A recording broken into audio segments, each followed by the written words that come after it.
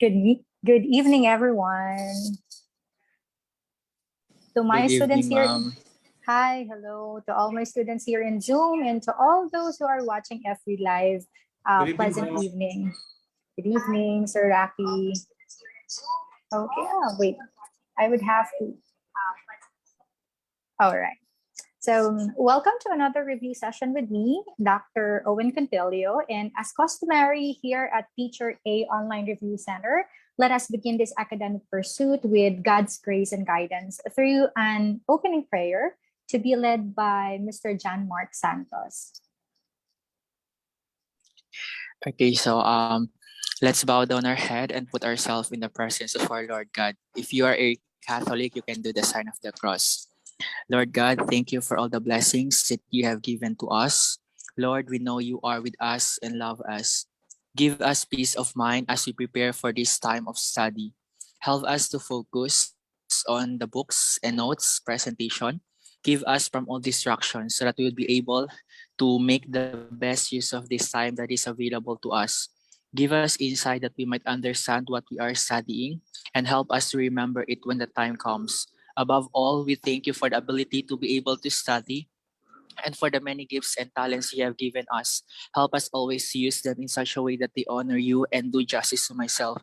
Lord God, bless also Dr. Owen this night to may she would be able to give the best of her knowledge, Lord God. We ask this through Christ our Lord. Amen. Amen. Thank you very much, Janmar, for that wonderful prayer. Okay, as of now, I have 11 participants in Zoom, and we have 83 viewers in Facebook Live. Before we get started to the review proper, while we are waiting for others to join, let's have some sort of an activity to tickle your neurons and for me to make sure that you will be mentally awake and alert in the next 2 hours. So let's play for 2 minutes while waiting for more viewers and participants here in Zoom. Okay, let's play 5 second rule. If you're fond of watching, all right, there. It's a little delay in FB Live. All right. Okay. If you're fond of watching the Ellen DeGeneres show, they often play this game, the 5 second rule. The mechanics are simple. I will just give a category, and you are required to name 3 things within that category or under that category. So you have 5 seconds to do that. Name 3 things within 5 seconds based on the given category. Did everybody get the mechanics? Yes po, ma'am. Okay, those who are in FB Live, okay, I don't know how fast you can type, but you can also type your answers. I'll be calling participants here in Zoom. Can I ask, let's start with LJ. Will you be able to turn both your microphone and your camera on? LJ? Yes, ma'am. Ma'am, I'm All right, sorry. ready? Nasa CR ako. Okay, sige. Okay, you can finish. Feby. Feby? Yes, ma'am. Feby? Yes, ma'am. All right. Feby, ready to play, Feby? Dapat. You have 5 seconds, Feby. I'll start with an easy category. Okay, you have 5 seconds to answer. Let's start with this one. Feby, for 5 seconds, I want you to name 3 body parts starting with letter B. Timer starts now.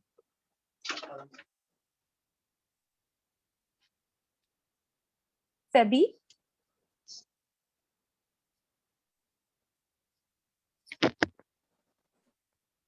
Are you still there?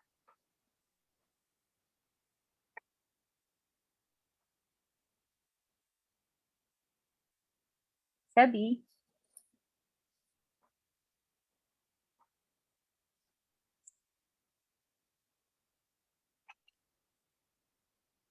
I think I lost her. Dennis? Yes, ma'am. Can you answer instead? Okay, this is just a trial. This is how the game would work. Within 5 seconds, I want you to name 3 body parts starting with the letter B. Letter B. Ano pa, ma'am? Blood, brain, tapos... 4, 3, 2, 1. Okay, time's up. Okay, there are many, right? Okay, blood, brain, what else? What body Bone. parts can? Bone, okay, many more. So that's how the game would work. Okay, I need your presence of mind. Don't worry. I'll wait for maybe 3 seconds before I start the timer, because I understand there is delay on your end. So you will be given 5 seconds to answer. Okay, so let's start. To answer the next category, Marian, are you there?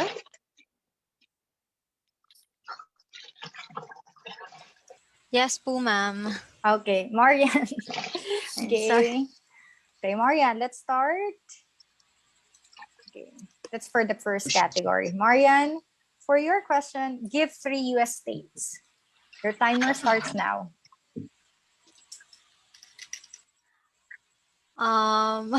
Wait, pressure ako sa... USA. Okay. There are many, right? California. What else? Everybody can answer. Anyone can answer. Canada. New Canada, Jersey. ma'am. Canada.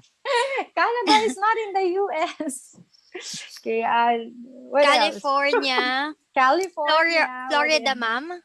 Okay, yeah, Florida. That's FL. And What else? Texas, Nevada. Yeah.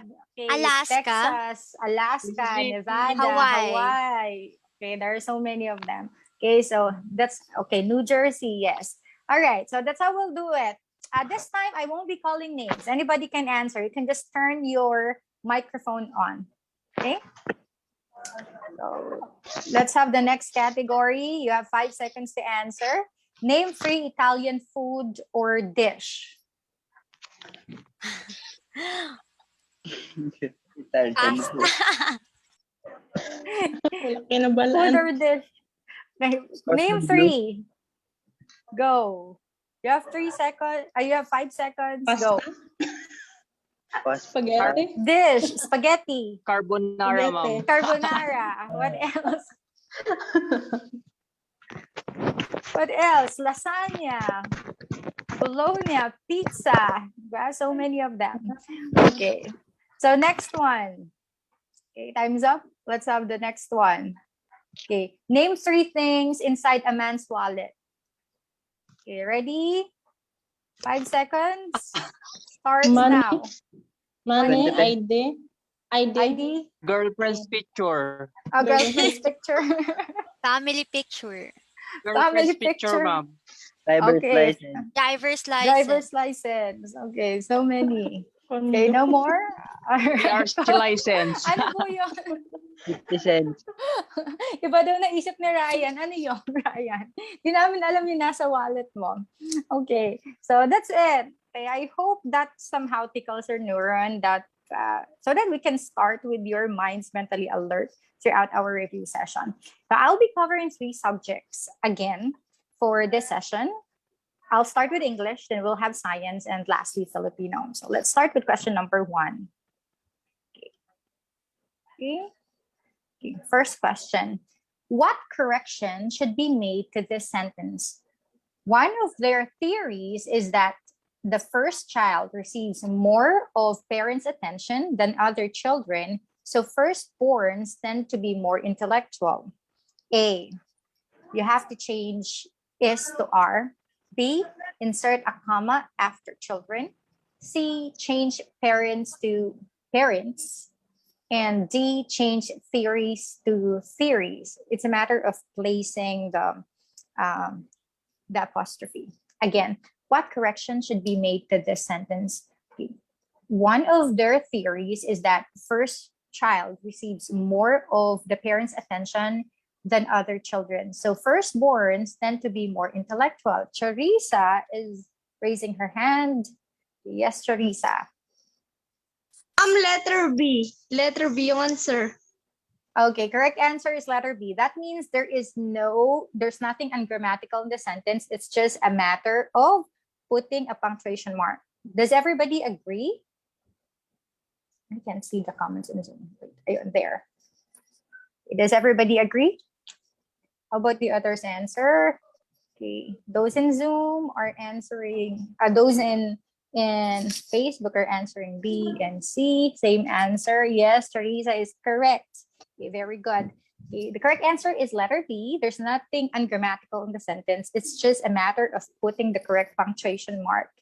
Okay, that is after children, a comma. So firstborns tend to be more intellectual, just to separate the independent clause from the dependent clause. Okay, so that's question number 1. Let's proceed to question number 2. Some college students blank the conference at Los Baños. Okay, what word would correctly complete the sentence? A, joins. B, have joined. C, has joined. D, will have joined. Let's join. Yes. Oh, Charissa wants to answer again. Joins, have joined, has joined, will have joined. What do you think? B. Has Okay. joined, ma'am. Has joined. Okay. Okay. I want to hear from Charissa again. She's in the mood to raise her hands. Charissa, what's your answer? Has joined, ma'am. Has joined. Okay. Now let's try to analyze the sentence. What is the subject in the sentence? What's the subject? Student. Yes, students. Okay. Given that students is our subject and that's plural, we have to eliminate options that would be appropriate for singular subjects. And what are those? Yes. Okay, we A cannot. and B. Okay, we A. have to remove letter A because joins is a singular verb, and since your Singular verb is yes, since your subject is students, then your verb should not have S, so that should be join. So remove A, and then we cannot have letter C as correct answer because has is used for singular subjects. So we only have two options. It's either letter B or letter B or letter D. Okay. Have joined and will have joined. If we will use will have joined, then the tense of the verb should be in the future perfect tense. Okay. When do we use the future perfect tense? Okay. Have joined is the correct answer. We only use the future perfect tense given these cases. Okay. Number one, events that will complete by a certain future time. In that given sentence, the event will not be completed in a certain future time. Conditions with a defined duration in relation to a future moment. So, for example, next Tuesday, I'll have been a reporter for 5 years. So, there is a condition with a defined duration in relation to a future moment. Pwede Okay, so mag-chat that sa nagre-review ko. Oo nga naman, mamaya na. Nagre-review siya. Okay. So there, we cannot use the future perfect tense in that case. So the best answer is letter B. Okay, letter B. Okay, those who answered B, you're right. Have joined. Okay. Next question. Question number 3. Mrs. De Los Santos told her son to fix the water pump. Blank has been functioning for a week. Letter A, it. Letter B, she. Letter C, he. Letter D, they. It's a matter of choosing the correct pronoun for the sentence. See? What are your answers? People in FP. Charlotte answered age. Same with Judy. Top fan. Okay, Jeff. A. Maritoni. Okay. What's the correct answer? I think this is an easy question. Everybody's getting it. Okay. Correct answer is it. Yeah. Okay. Correct answer is A because the antecedent is correct, Daryl, the water pump. It's an object. So we cannot use she, he, they.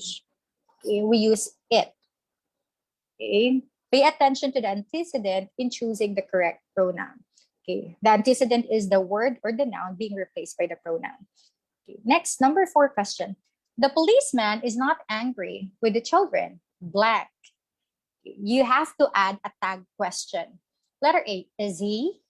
Letter B, are they? Letter C, isn't it? Or letter D, aren't they? The policeman is not angry with the children. Blank. Is he? Are they? Isn't it? Aren't they? Okay. What's the answer? Some are answering C, isn't it? Is not? Is he? Okay, meron na agad rationalization done. Let's find out what's the correct answer. Tag questions are often source of grammatical lapses. Okay. Many are confused with regards to adding tag questions at the end of an interrogative sentence. The correct answer to this is A, is he. Okay.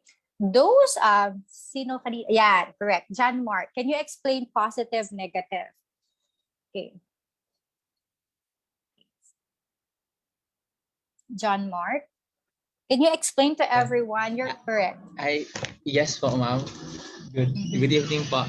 Okay po. So in in understanding po or in answering tag question po, for example, if in the sentence is it's in a negative form, so the follow up it should be in a positive form. For example, the policeman is not angry. It's like is not angry. So it's in a negative form. So your the succeeding what you call that, ma'am? The succeeding or the tag question tag will be question. it's in a positive way na po, hindi na siya in a negative. So that's why is not, so is he po. Positive, negative, negative, positive. The response must be Precisely. positive. Yes, precisely. If the stem sentence or the main sentence is in positive form, the tag question should be in the negative form. If it's in the negative form, the tag question should be in the positive form. Here, there is a negation, not angry. So automatically, we will remove isn't it, and aren't they. So you only have Alternate siya, two ma'am. options. Yes, alternate dapat. You only have two options. Now, policeman is the subject, so it should be he, okay, instead of they. Okay. Again, let's review. For those who are still confused with tag questions, this is our pattern in constructing interrogative sentences with tag questions. Okay. Just like what is mentioned earlier, a positive statement should have a negative tag question. So you are a student, for example, that's the main sentence. You are a student. Since R is positive, you have to put a negation. All you have to do is to transfer the same auxiliary verb or helping verb is, are, was, were. Okay, are, and then put a negation, not, aren't, you. Then you have to move the pronoun. That would be a pronoun for the subject. Since you is the subject, then you just transfer you. Aren't you? Okay, let's have the other one, negative to positive. Mary isn't a teacher. Mary, so you will be using she as a pronoun replacement for Mary. And then since you use a negation in isn't, remove that in the tag question. Okay. So apart from constructing the tag question, the intonation or how we pronounce or deliver the question is also very crucial to the meaning of the sentence. Okay. By the way, why do we use tag questions? Why can't we just construct a plain interrogative question? When do we use tag questions? Anybody? Why do we use tag questions?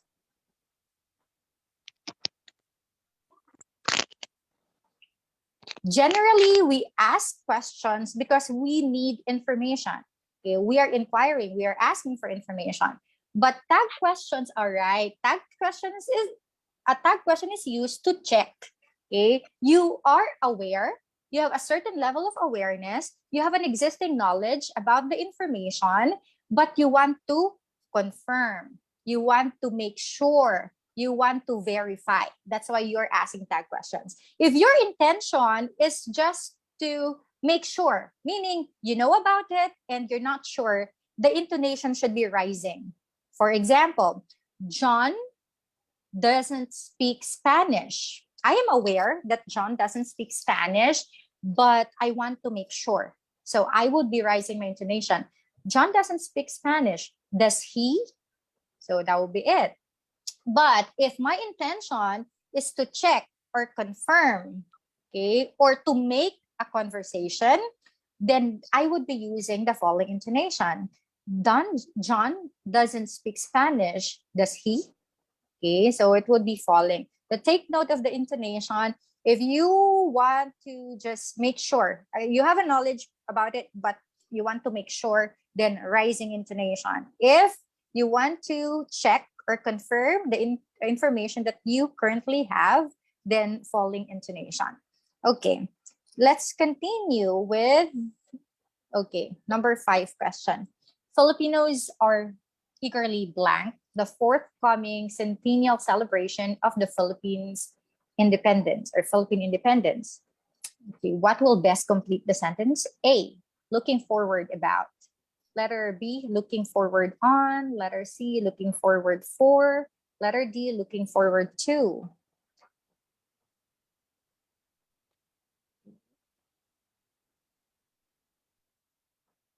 What's your answer?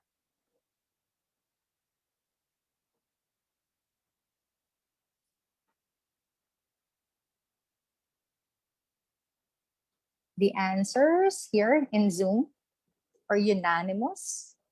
Correct answer is letter D. Okay, when we are looking forward, okay, looking forward to something, to an event, okay, we use to. Looking forward to. Okay, and that should always be, okay, that should always be in the ing form. Okay, looking forward, because commonly people would say look forward to. It should be looking forward to. All right, next question, number 6. The social studies teacher asked her students to belong to blank, politics, and economics. Okay. Letter A, differentiate from. Letter B, differentiate among. Letter C, differentiate about. Or letter D, differentiate between. Please share the live review. Okay.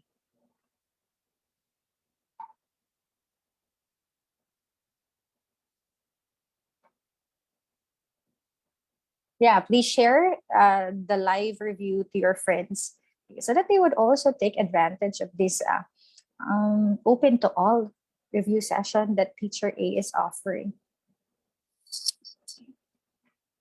Pakishare po yung live. All right. Correct answer, yes, it's letter D. If you are given 2 options, then the best preposition to use is between politics and economics, differentiate between. But when do we use differentiate from? If politics comes first, for example, for students to differentiate politics from economics, then that would be appropriate. Okay, next question. Number 7, the Philippine Normal University was established blank 1901. Letter A, at. Letter B, on. Letter C, in. Or letter D, about. Again, the Philippine Normal University was established blank 1901. Letter A, at. Letter B, on. Letter C, in. Or letter D, about. Okay. What are your answers? Michelle answered C. Okay. Mohammed answered in. Okay. Right. Everybody is giving the same answer. Yes, it's in. Okay, in 1901. I think it's very basic, but prepositions are often causing confusion and grammatical errors. Okay, let us review prepositions of time. At, in, and on. Okay, when do we use at? We use at 4 times of the day, specific time of the day. Okay. All right, specific times of the day. For example, at 4 o'clock, at 10:30, at noon, at midnight. Okay, we also use at for meal times, at lunchtime. What else? At dinner time. Even in holidays, at Christmas, at Easter, at the weekend. And we can also make use of this for expressions like at present, at the moment, or at night. We use in if we want to express months, seasons, years. Okay, that's why the correct answer is in 1901. Decades, centuries, long periods like in the Ice Age, in the present, in the past, okay, or parts of the day, in the morning, in the afternoon, in the evening. Okay. Now, on is used for days, on Tuesday, on Saturday, on my birthday, on Christmas Day, on Halloween. We also use it in giving the dates on the 15th of June, on the 20th, on our anniversary, or parts of specific day, on Monday morning. Okay, we say on Monday morning, on Friday evening, on Saturday night, on Sunday afternoon. Okay, so that is Ma'am, how we use. Yes, ma'am, how about specific place or address? that's when we use at. Okay, thank you for asking that. So At. we can also discuss At. that. At. If we're giving a specific address, for example, I live at 817 Burgos Extension, Cabanatuan Complete City. Yes, address. complete, including the house Kapag number. less We use specific, ma'am. pag less specific, for example, it depends kung ano yung place. If you're giving the On. street name, the avenue, Yes, ma'am. okay, on yon. Because, for example, I live On. Anis Kapag Street. may number na yung ano niya, ma'am, at na yan. At. Pag may number, complete address, specific at. Kapag avenue, street, on. Kasi 'di ba, Less. we build our house on a street. So Yes, ma'am. on avenue, on. Okay. But if you're giving the country, the city, okay, less specific or more general, we In. use in. Okay, remember that. Thank you, ma'am. All right. In. Next, okay, that is often causing confusion. Prepositions. Okay, now let's have question number 8. Who wrote The Ill-Fated Love Affair of Jose Rizal and Leonor Rivera? This is Philippine literature. Letter A, Arturo Argotor. Letter B, Francisco B. Icasciano. Letter C, Zoilo Galang. And letter D, Nick Joaquin.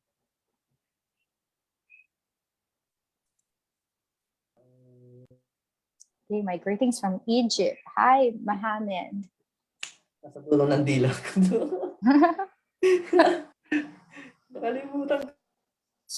Okay, who wrote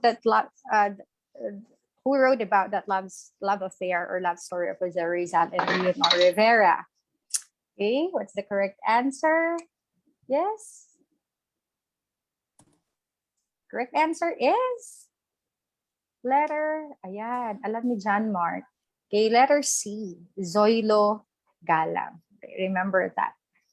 Okay, next question, number 9. Gulliver encounters a diminutive people. A, gigantic. Tiny, B, ma'am. mammoth. C, oversized. D, tiny. Ang bilis sumagot. Sino yon? Kasi Correct yung answer. ABC, parehas sila. Malalaki. Okay. All right, good. That's how you process a question. Gigantic, letter A, and letter C are synonymous. So they can't be the correct answer. Otherwise, dalawa magiging sagot. So correct. Eliminate mo na yung A at C. Mammoth also means big. So both Yes. A, B, or C are all three of them are synonymous. Mammoth yung wild elephant. Yung wild elephant. What a wild elephant. Kung ano, di malaki pa din. Okay. All right. Tiny. Let's process the sentence because in vocabulary, oftentimes they would be giving adjectives and you would be asked to give the synonyms or antonyms. How are we going to process or rationalize questions of this kind? So diminutive, diminutive. Okay, minute means small. One particular way of doing so is look for the parts of the word. Okay, mammoth is a wild. Mammoth is, yes, a wild big elephant. It could refer to an animal, but it's also referring to an adjective. Kaya pala sinabing wild elephant. Yes, mammoth din tawag doon. But mammoth could also mean huge or big. Okay, minute means small, so that would be tiny. Okay, apart from that, minsan hindi naman natin makakabisado naman lahat ng mga words sa dictionary. So it would really test our vocabulary. Kung hindi ka talaga familiar sa word, what you can do is to look for context clues. For example, in this sentence, Gulliver encounters, take note of the subject of the sentence, the doer of the action.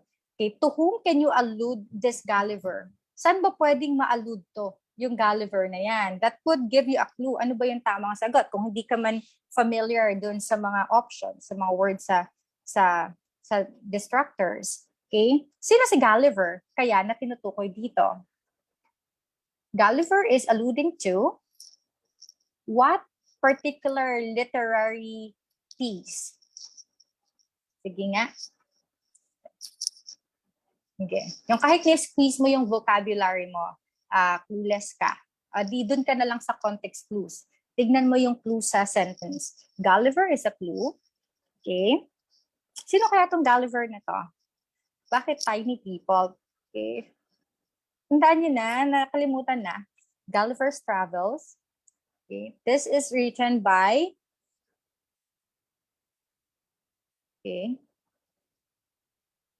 Ayan, Gulliver is a traveler. Okay, and he was able to encounter a village of small people. So tiny is we can tell that tiny is the correct answer. Okay, as a tip, maraming ganitong mga questions sa licensure examination kahit naman hindi sa LET. Okay, sa iba't ibang klase exam, mga entrance examinations of all sort, lagi kayong tinitest sa vocabulary. So if I were you, start looking for synonyms sa mga commonly used adjectives. Kadalasan naman ang ginagamit nila ng mga given na adjectives, yung mga common meaning lang. Yung big, small, brave, wise, what else? Gentle, excited. I have here a list. Ayan, ito yung mga common adjectives and other ways to say them or synonyms for those words. So, impusahan nyo na. Okay, one word for the day and then try to list down all the synonyms and antonyms for that word. So in that way, mga mahigit 2 months pa naman, you can enrich your vocabulary. Kuha lang sila ng mga commonly used adjectives tapos yung mga other words to say it or other words of similar meaning. Okay, so let's have another one. Okay, vocabulary test pa din. My grandma. Okay. Final coaching. All right. Announce ko na ngayon. Baka makalimutan ko mamaya. Okay. Final coaching will be on August exclusively for enrolled reviewees. Ayan. Don't miss that. If you are not enrolled yet, those who are in FB Live, okay, take advantage of the final reviewing session or final coaching session. It will surely help a lot. Ayan. For Prof Ed, Gen Ed, and Majorship. And okay.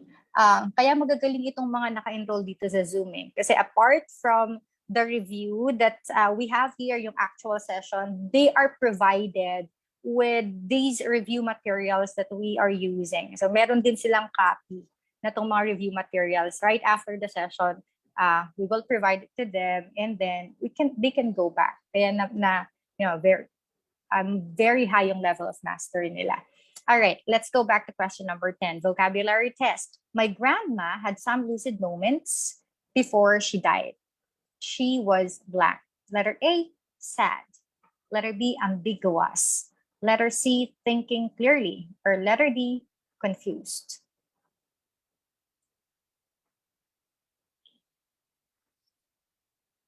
If grandma had some lucid moments before she died, okay, she was sad, ambiguous, thinking clearly, or D, confused.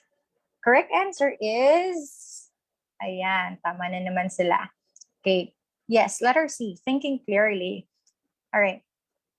Yes, A, B, D are negative, and the word lucid means clear. So that means she was thinking clearly before she died. Okay, that's the correct answer. Next. Okay, students blank near the registrar's office to ask for their schedule. Letter A, staying idling. Letter D, disperse. Letter C, crowd. Letter D, congregate.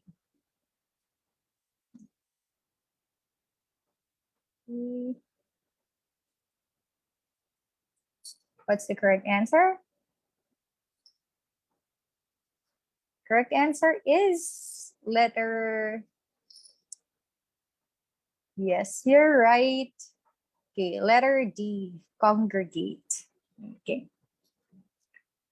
Let's proceed to question number 12. Which sentence choice demonstrates the correct meaning of the homophone it contains? A, everyone except Tom went to the movies.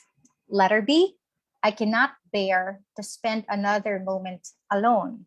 Letter C, I am wholly unimpressed with your presentation. Letter D, she is going whether or not you come to. Again, which sentence choice demonstrates the correct meaning of the homophone it contains? Letter A, everyone except Tom went to the movies. Letter B, I cannot bear to spend another moment alone. Letter C, I am wholly unimpressed with your presentation. Letter D, she is going whether or not you come to.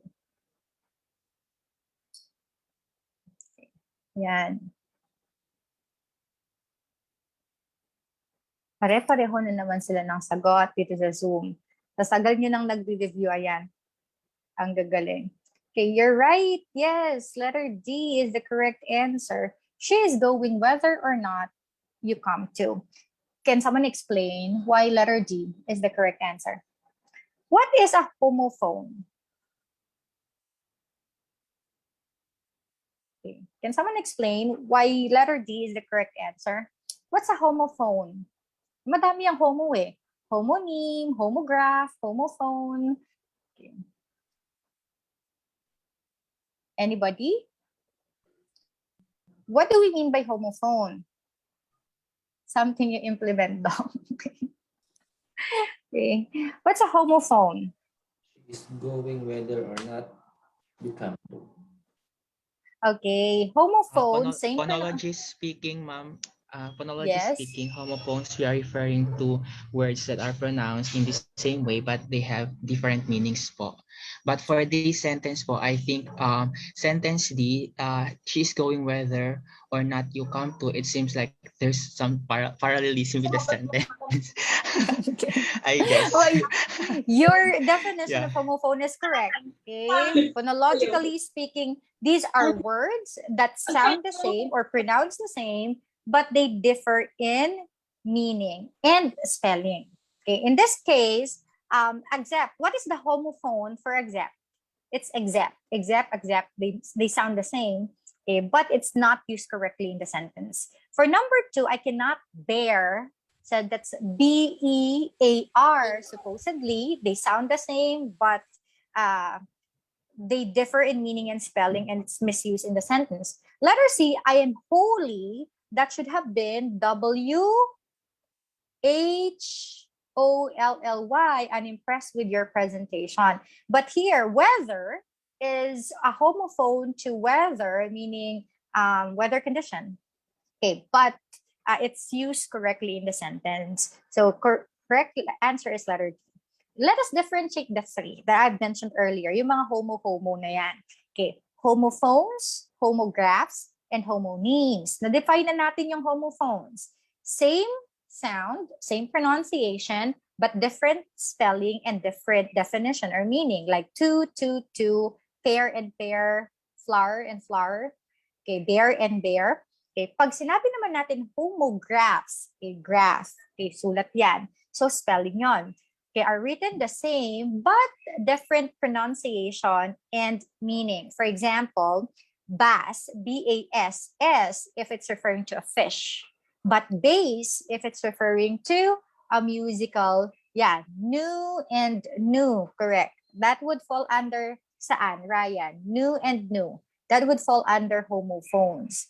Okay. Homographs, other examples include, okay, bow, B-O-W, meaning a ribbon. Okay, but I would say bow. That means to bend from the waist. Wind and wind, same spelling, but different meaning, different pronunciation. Same with lead, meaning to go first. And lead, for example, a metal or a lead pencil, we say. Okay, so different pronunciation and meaning, but same spelling, homograph. But when we say homonyms, they are spelled the same, and pronounced the same, but they have multiple meanings, or it can be used in different contexts. For example, fair, okay, something of equal value. Okay, the same way with fair, a county festival, a fun fair, for example, same spelling, same pronunciation, but different meaning. Okay, scale, device for weighing something. Scale could also mean to climb something. Okay, so take note of that. Homophones, homographs, and homonemes. Let's continue. I remember bass, okay, at bass, ayan, yung musician ka pa naman, ayan, bass guitar. All right, number 13. Susie ran outside holding her dog. In the previous sentence, holding her dog is an example of letter A, a phrase, letter B, an independent clause, letter C, a dependent clause, or letter D, a subject. Again, Susie ran outside holding her dog. In the previous sentence, holding her dog is an example of a phrase, an independent clause, a dependent clause, or a subject. Holding her dog.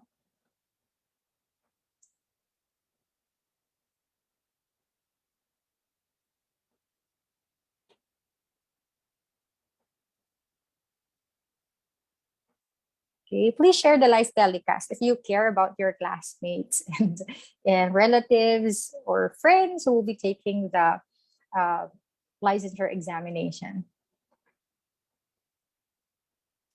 Okay, the correct answer here is a phrase. Holding her dog is a phrase. It's a gerund phrase. Holding is a gerund, then that is a gerund phrase. Let's differentiate phrases and clauses. Okay.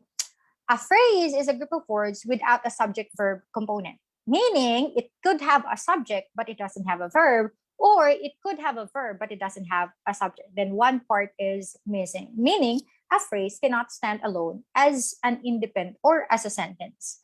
So examples of phrases are noun phrase. If it starts with a noun, then it's a noun phrase. If it starts with a verb, then it's a verb phrase. If it starts with an adjective, it's an adjective phrase. If it starts with an adverb, adverb phrase. If it starts with a preposition, for example, in the begin, in is a preposition, then we call that a prepositional phrase. Earlier, it starts with a gerund. Gerund is, what is a gerund? Gerund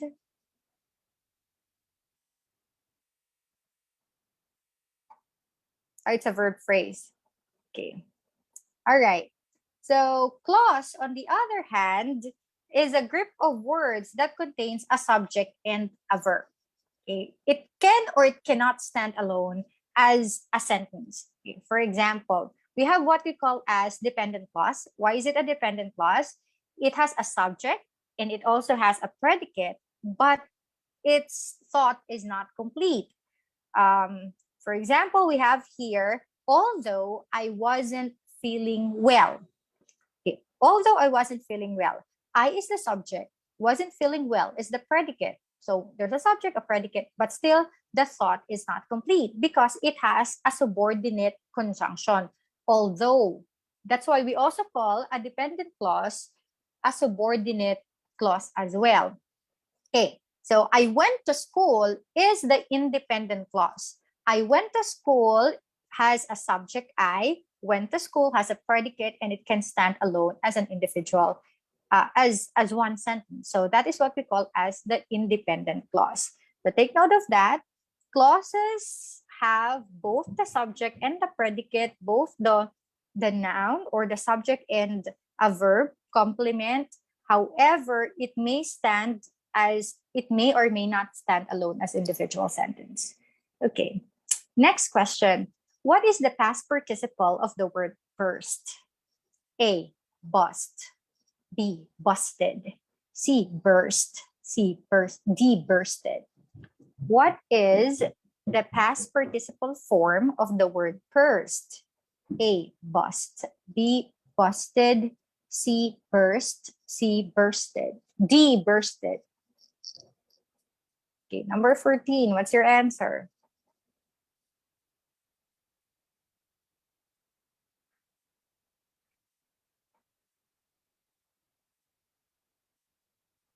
Ayan. Ito yung madalas natin i-memorize when we were in grade school. Pinapa-quiz pa yan ng mga students. And if you're an English teacher, you would also use that strategy to make your students memorize the present, past, and past participle forms of both regular and irregular verbs. In this case, burst is an irregular verb. And what is the past participle form of burst? That is just the same, burst. Okay. Can you tell me what's the difference between a regular and irregular verb? Anybody? Past tense pala yung D. Actually, burst, okay, burst, no change in spelling. Okay, whether it's in the simple present, in the past, and in the future, in the past participle form, pareho lang siya. No change in spelling. Before we dig deeper into that, again, what are regular and irregular verbs?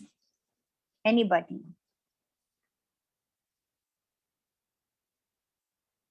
When do we consider a verb regular and when do we consider a verb irregular? Anyone? Type na yung mga nasa FB Live. Wala pa akong sagot dito sa Zoom.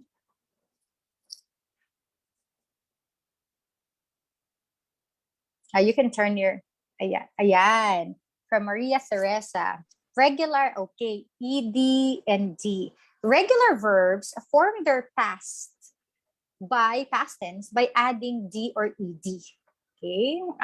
Common examples are, ano mga common examples natin yan?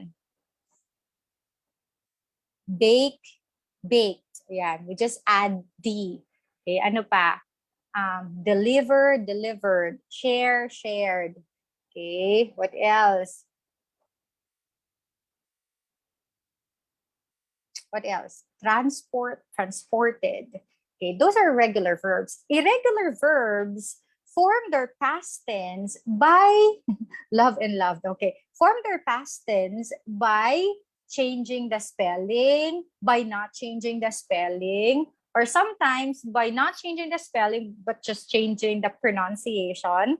Okay, so pag hindi natin inalagyan or ng D at ED, we consider them as irregular verbs. Burst is an irregular verb because we form its past, okay, by putting or making no change at all. Okay, for example, ano pa ba yung mga irregular verbs na walang pagbabago sa spelling nila, whether it's in the past or simple past or past participle tense? Yung bet. It's wrong to say betted. Walang ganon. Okay, bet, bet, bet. Pareho lang. Okay, broadcast, broadcast, broadcast. Kahit ano pang form niyan, just the same. What else? Yung read. Okay, yung read, nagbabago lang siya sa, yes, Angelo, correct. Pero nagbabago lang ang read sa pronunciation. Read, read, read. Okay, cut, cut, cut.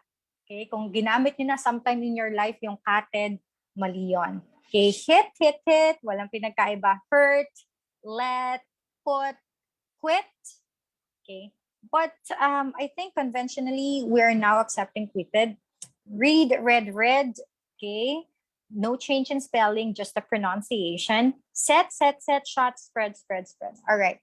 So these are just examples of irregular verbs which do not change their spelling when changed to past and past participle forms. Balikan niyo yung mga verbs na yan. Okay, madali lang pag regular verb, pero balikan niyo yung mga irregular verbs. For example, come.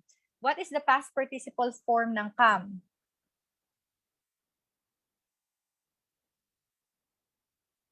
What's the past participle form ng come? Past participle form, okay, past form yung came. Come, came, come ulit. Babalik ka ulit sa come. Come, present, the base form, okay, and then came for the past form. For the past participle, come pa din yun. Babalik ka sa base form niya. Same thing with become, became, become ulit. Okay, take note of those. All right, next. This one, literature. This is, ayan, John Milton's, Ben Jonson, Edmund Spencer, John Bunyan. Okay. English American literature. Of man's first disobedience and the fruit of that forbidden tree is the opening line of Bilis naman, John Mark. Okay, memorize mo ba to, John Mark? Letter A, Paradise Lost by John Milton. Letter B, Division of Delight by Ben Jonson. Letter C, Fairy Queen by Edmund Spencer. Tamang tingin lang. Or letter D, The Pilgrim's Progress by John Bunyan. Okay? Ayan, tama, tama. Jean, Parami. Okay. So, I think you guys are very much familiar. Kasi si John Milton, lagi siyang part ng mga exams eh. Basta classical literature na pinag-usapan, John Milton is a mainstay. So correct answer is yes, letter A, all of you are right. Paradise Lost. Okay, it's a poem in 12 books and starts with that line of man's first disobedience and the fruit of that forbidden tree whose mortal taste. Okay, so parang it's going back to the story of Adam and Eve. Okay, number 16. A tightly coiled spring demonstrates A, steam energy. Letter C, or letter B, kinetic energy. Letter C, potential energy. Or letter D, chemical energy. We're now moving on from English to science. Okay. Ayan. Ang gagaling talaga nila. Okay, ano na? Sagot. Correct answer is yes. Sino mga science major? Sino mga science major dyan? Anyone? Okay, because it can go back to its original form. Daryl, are you a science major? Social science, ma'am. Social science. Okay, pero na-justify niya. Alright, what's the correct answer? Yes, it's potential energy. Ano ba yung potential energy and other forms of energy? Okay, the correct answer is potential energy because it refers to the stored energy held by an object because of relative position. It could be electrically charged or internal stress.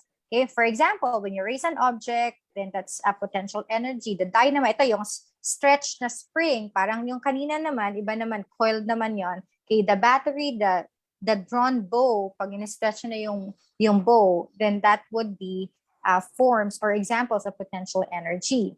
What about yung ibang options? Kinetic energy is the energy an object has due to motion. For example, meteors, okay, or when you're walking or when you throw a ball, okay, so there is a force because of motion, then that would be kinetic energy. Flying airplane, and same thing with us when we are falling.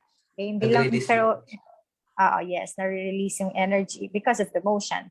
Okay, electrical energy is a form of kinetic energy produced by moving electrical charges. Of course, meron na tong involvement ng, ayan, yung mga electric current. For example, oven, the toaster, vacuum, phone, lightning. Pag may spark, ma'am. Yes? Pag may spark. Yes, pag may spark. Oh. Yan, na-fall. Na-fall kanina, tapos may spark, nagkaroon ng electrical energy. Okay. Next, chemical energy naman is made when substances react and form new substances. For example, food, batteries, and fuels such as oil and gasoline are stored chemical energy. There was this one incident sa ang country na ngayon that there was a huge explosion. Kaya akala nila it's a terrorist attack, pero hindi pala. It's stored chemical that creates chemical energy, kaya nagkaroon ng explosion. Okay, sound, chemical energy can change to, saan yun? Sumabog po na tangke. Yes, yung sumabog na tangke. Kaya we have to be careful din kung ano yung mga chemicals na ini-store natin. Because, ayan, yeah, sa Lebanon, ayan. Okay, akala nila terrorist attack. Pero, chemical energy pala, yung nag-cause ng explosion. Okay, sound, thermal, kinetic, light, electrical. Ayan. Okay, next. Which is not among the hazardous effects of water pollution to health? Letter A, the epidemic threat of hepatitis and dysentery. Letter B, the increase, ayun, yung fertilizer na naging dynamite because of chemical reaction. Okay. The increased incidence of liver cancer. Letter C, the dumping of mercury in the sea causing blindness, brain damage, or death.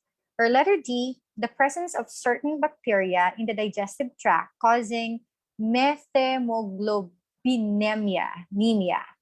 Okay. Which is not among the hazardous effects of water pollution on Earth. Okay. The epidemic threat of hepatitis and dysentery. Okay. B, the increase in incidence of liver cancer.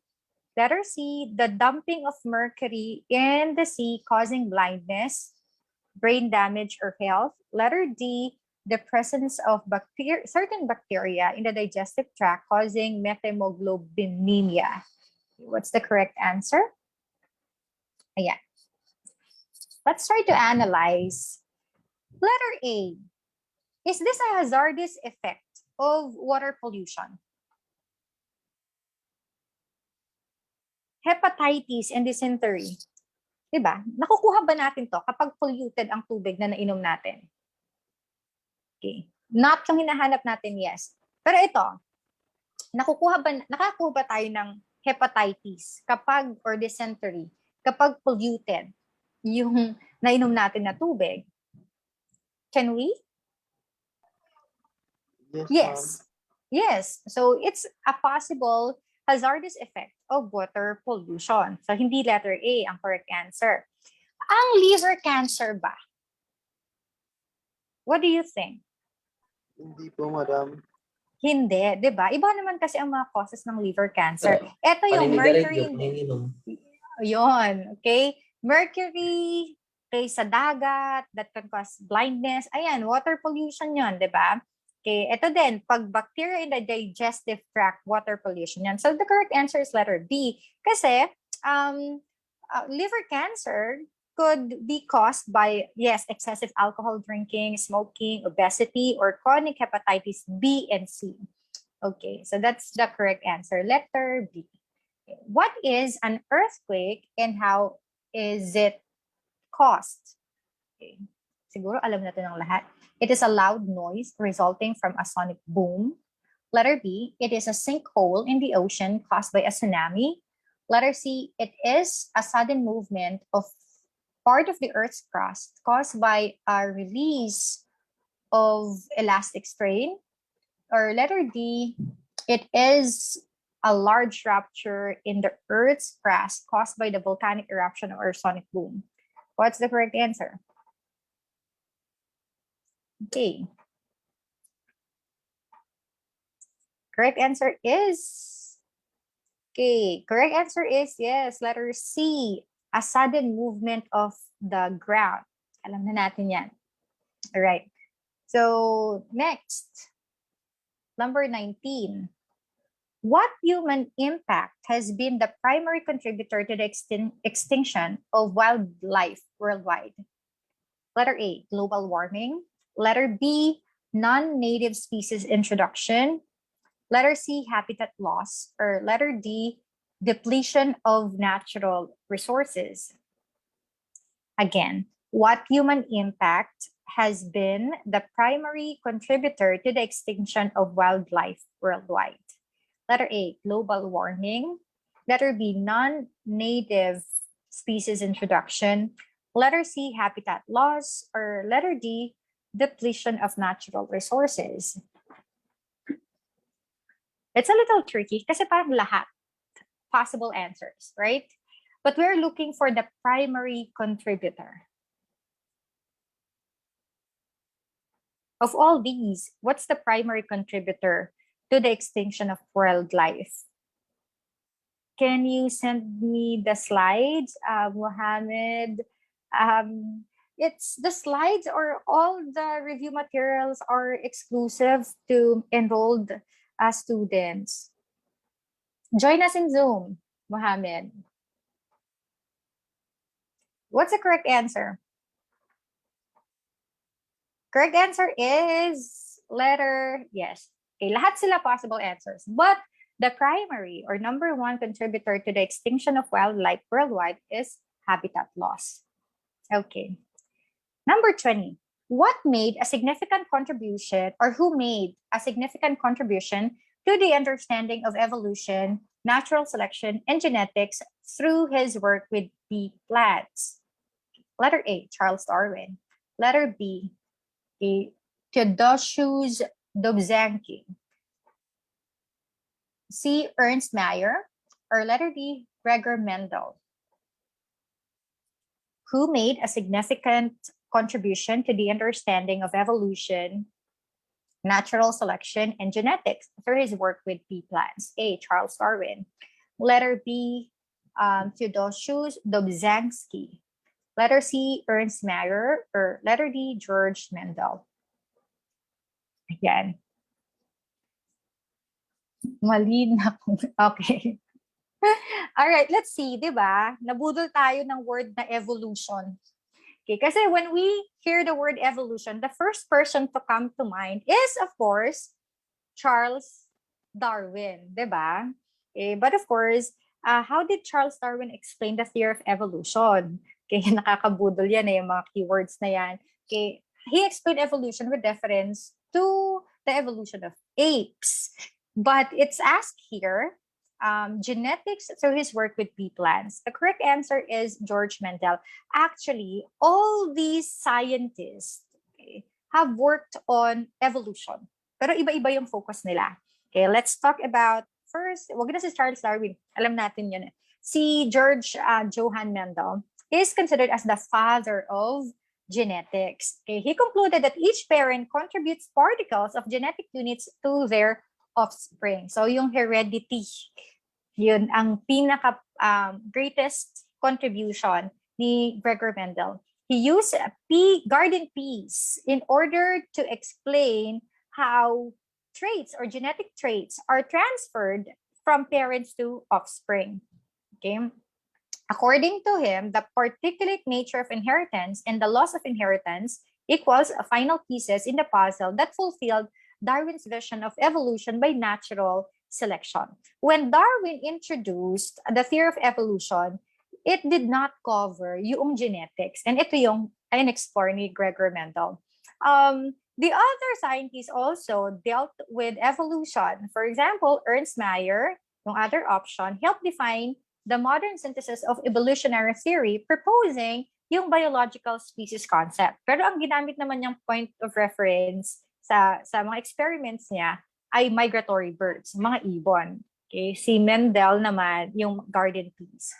Okay, and Theodosius Dobzhansky was the key author of synthetic theory of evolution, also known as the modern synthesis of evolutionary theory, which embodies a complex array of biological knowledge centered around Darwin's theory of evolution by natural selection, couched in genetic terms. So balikan niyo siya, pag synthetic theory of evolution, si Theodosius Dobzhansky yun. Pag yung father of genetics, si Mendel yun. Okay? Si Ernest Mayr naman, ang ginamit niya na sa kanyang experiments ay migratory birds or birds. Okay. Number 21. Ma'am, can I join the Zoom? Sir Ruel, may gusto po mag-join ng Zoom. Si Jestone Blanca Baldon. Okay. Why do scientists believe the universe began with a Big Bang? Letter A, observations that only some galaxies are moving away from us. Letter B, there had to be a large sounds associated with the creation of matter. Letter C, observations that light is not reflected at the event horizon of black holes. Or letter D, observations that all galaxies are moving away from us. Okay, ano ba yung basis ng mga proponents ng Big Bang Theory? Okay, letter A, observations that only some galaxies are moving away from us. Letter B, there had been to be a large sound associated with the creation of matter. Letter C, observations that light is not refracted at the event horizon of black holes.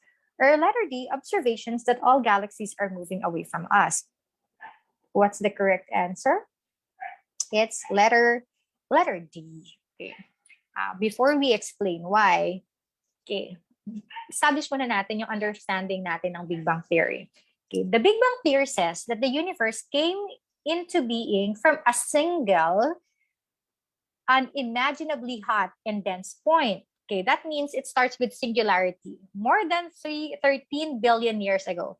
It didn't occur in an already existing space. Rather, it initiated an expansion, an explosion, and cooling of space itself. Okay, and why do proponents of this theory believe in Big Bang? It accounts for many of the things astronomers see through ground and space-based telescopes. It explains why other galaxies are moving away from us as space continues to expand. It accounts for a faint glow seen everywhere in the universe. The glow is the leftover heat of the universe's birth, now cooled to just a few degrees above absolute zero. In short, it's a remarkably powerful and elegant explanation of how the observable universe came to be. Okay. Now, why are animals described as warm-blooded organism? Parang tayo, okay, warm-blooded, okay, mammals. Why are animals described as warm-blooded organism? Letter A, body temperature changes with the environment. Okay. Letter B, temperature goes beyond 27 degrees Celsius. Letter C, body temperature does not change. Or letter D, body temperature does not go beyond 27 degrees Celsius. Okay. Wala talagang science major na present ngayon dito sa Zoom. Para maganda-ganda ang kwento. Okay, why are some animals considered warm-blooded? Kasi may mga cold-blooded may mga warm-blooded. Warm-blooded tayo. Okay. Why are some animals considered or described as warm-blooded? Can somebody explain? Mga magagaling na students dito sa Zoom. Ano muna yung answer?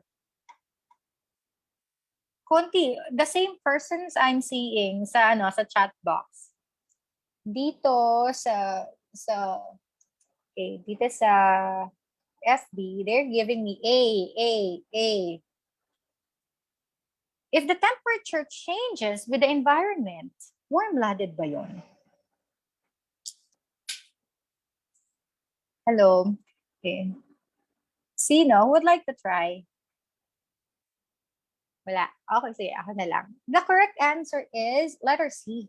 Body temperature does not change. Bakit kaya body temperature does not change? Pag body temperature changes with the environment, cold-blooded yun. Okay. Warm-blooded animals has the capacity to regulate yung body temperature, to maintain doon sa normal body temperature. Parang tayo, kahit na ganong kalamig outside, our body can produce heat to maintain the normal body temperature. So, yun yung point for saying that the temperature does not change. Warm-blooded creatures try really hard to maintain a constant temperature regardless of external factors. So, kahit ano yung weather outside, okay, or weather sa environment, okay, kayang i-regulate ng katawan ng mga warm-blooded animals yung body temperature. Biologists call warm-blooded animals endothermic since heat is generated from within the body, while cold-blooded animals must rely on their environment to control their body temperatures. Warm-blooded animals do this naturally. Okay. Next, number 23. This term indicate the amount of space occupied by matter. Ayan, ito pa mga mainstay to. Nilalaro-laro lang yung questions sa exam, pero definitely you'll encounter letter A, density, letter B, weight, letter C, volume, letter D, mass. Okay. What is the amount of space occupied by matter? Kasi alam natin, matter is anything that occupies space. Now, what do you call that amount of space occupied by matter? Is it density? Is it weight? Is it volume? Or is it mass? Correct answer is D, C, ayan. Let's see. Let's see. Yes, it's C. Volume. Let's differentiate yung apat na terms na yan. Weight, mass, volume, and density.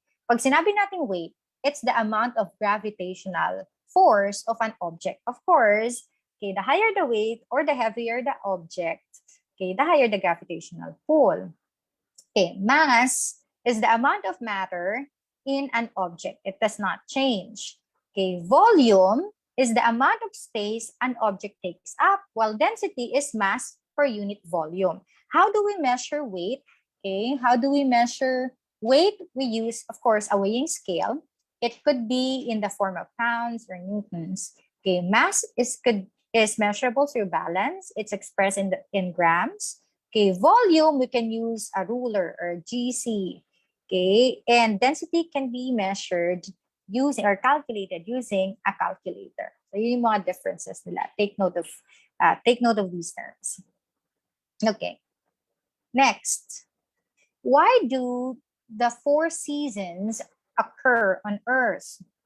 Letter A, the sun's axis is tilted. Letter B, the Earth rotates from west to east. Letter C, the Earth rotates on its axis. Letter D, the Earth's axis is tilted. Okay, what is the reason behind why 4 seasons are occurring on Earth? Letter A, the sun's axis is tilted. Letter B, the Earth rotates from west to east. Letter C, the Earth rotates on its axis. Or letter D, the Earth's axis is tilted. Ayan. Alin ba ang tilted? Hindi naman yung explanation that the Earth rotates on its axis. It won't explain the 4 seasons. Okay? Alin ba ang tilted? The sun's axis or the Earth's axis that caused the 4 seasons? Correct answer is yes, Maria. Letter D. The Earth's axis is tilted. To explain further, the Earth has seasons because our planet's axis of rotation is tilted at an angle of 23.5 degrees relative to our orbital plane. That is the Earth or the plane of Earth's orbit around the Sun. The tilt in the axis of the Earth is called obliquity by scientists. Take note of that term. Baka iba naman ang itanong, obliquity naman. The tilt in the axis of the Earth is called obliquity. So, yung obliquity ang nagkakos talaga noong 4 seasons. Next question, number 25. What may occur when the blood vessel going to the brain is blocked? Letter A, heart attack. Letter B, hemorrhage. Letter C, stroke. Letter D, tumor. What may occur when the blood vessel going to the brain is blocked? Letter A, heart attack. Letter B, hemorrhage. Letter C, stroke. Letter C, tumor.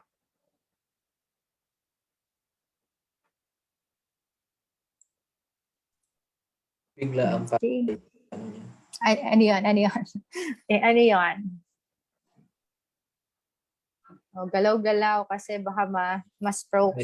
Ayan. Ayan, stroke is the correct answer. How does stroke happen? Carotid artery disease occurs when fatty deposits or plaques clog the blood vessels that deliver blood to the brain and head. So the blockage increases your risk of stroke. A medical emergency that occurs when the blood supply to the brain is interrupted or seriously reduced. So it's actually considered as the leading or most common cause of death, okay, or permanent disability in the United States. Okay. Sa Philippines, hindi naman stroke. Okay, next, number 26.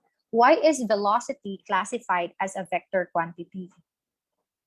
Letter A, speed expressed in kilometers per hour. Letter B, force and motion.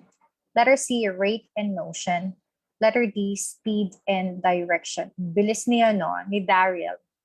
Daryl, paki-explain. Memorize naman. Na-memorize na. Okay. Paki-explain. Kasi most likely, the questions would be constructed in different ways. But, of course, the principle behind it would be the same. Kahit paikot-ikutin nila yung question. Okay, what's the correct answer? Vector needs direction. Not only direction, but it also involves speed.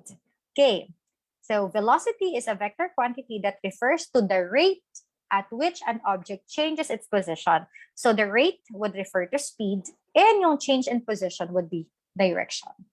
Okay. Next, one who attempts a new way of doing things or applies a new solution to a problem is said to assess what? Here, okay, has something to do with experimental science or yung mga qualities of a good researcher. Okay.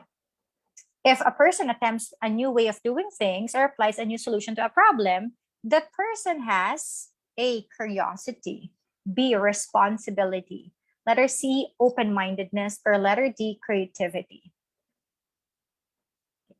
Curiosity, responsibility, open-mindedness, D, creativity. Okay. Ayan. Parang, ayan, creativity yan. Okay, yan, nagbago, yan, Daryl. Creativity yan. All right. Next, number 23. Food scraps and fruit peelings can be converted to humus through one of the following dispose system, which should be encouraged in homes. A, open dump. Okay, would you have an open dump site at home?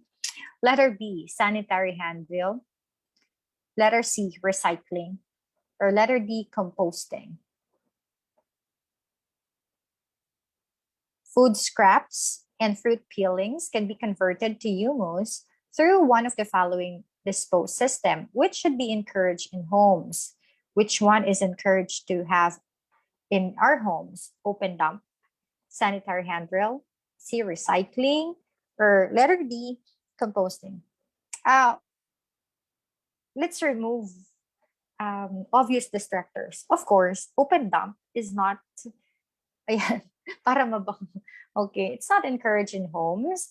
Okay, so alis natin si A. Recycling, food scraps, and fruit peelings, those are not recyclable. So, sanitary handrail or composting na lang yon. Pero alam naman natin Composting, yan. ma'am. Yeah, alam naman natin yan. Parang grade school pa lang tayo. Yung mga pataba sa garden. Yes, gagamitin natin pataba sa garden. We'll dig a hole, and then yung mga biodegradable waste, lalagay natin doon, tatakpan ng soil, tapos later on would be turned into humus or could be used as fertilizer. Ayan, hi Lynette Santos. Okay, next, a clear image can be formed on a still water surface. What principle of light can explain it? Letter A, the angle of reflection is equal to the angle of refraction. Letter B, both angles produce regular reflection. Letter C, the angle of incidence is equal to the angle of reflection. Letter D, the angle of refraction is equal to the angle of incidence.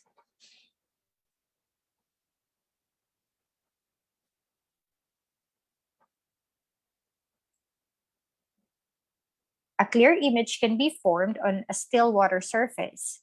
What principle of light can explain it? Okay, the angle of reflection is equal to the angle of refraction. B, both angles produce irregular reflection. Letter C, the angle of incidence is equal to the angle of reflection. Letter D, the angle of refraction is equal to the angle of incidence. The correct answer is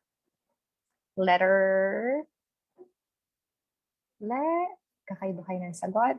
Okay, correct answer is letter C. The angle of incidence should be equal to the angle of reflection, okay, in order, okay, to form an image, a clear image in a still water. Okay, what explains that?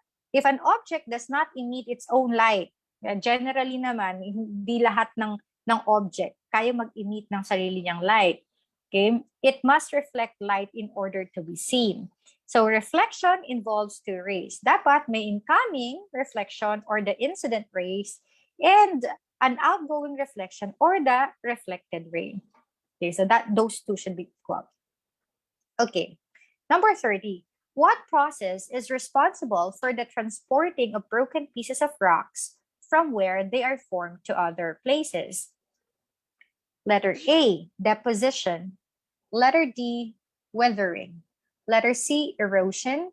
Letter D, gravitation. What process is responsible for the transporting of broken pieces of rocks from where they are formed to other places? Letter A, deposition. Letter B, weathering. Letter C, erosion. Or letter D, gravitation. Okay. Answer? The correct answer is B, C, B, A. All right. The correct answer is erosion. Let's differentiate this. Tatanggalin ko na si gravitation. Kasi obviously, that's not the correct answer. We know naman it's the pulling force of the earth. Okay, doon na lang tayo sa mas nakakalito or possible answers. Deposition, weathering, and erosion. Okay. WED yung ginagamit na acronym doon.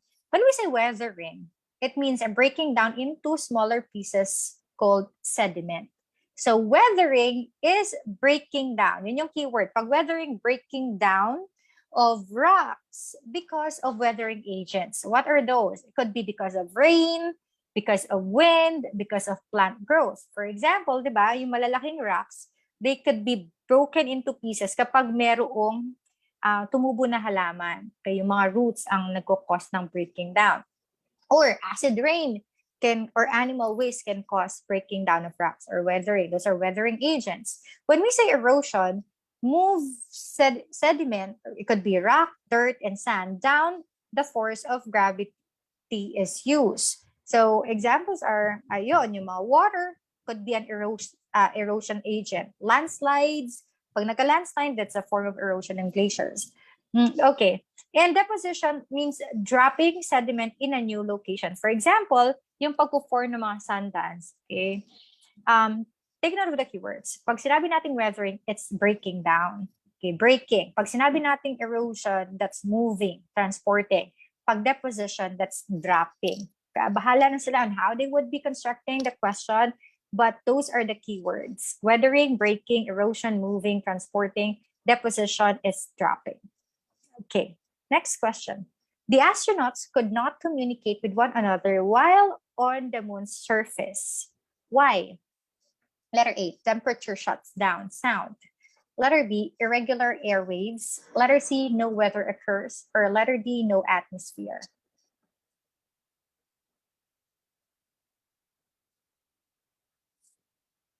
What's the correct answer?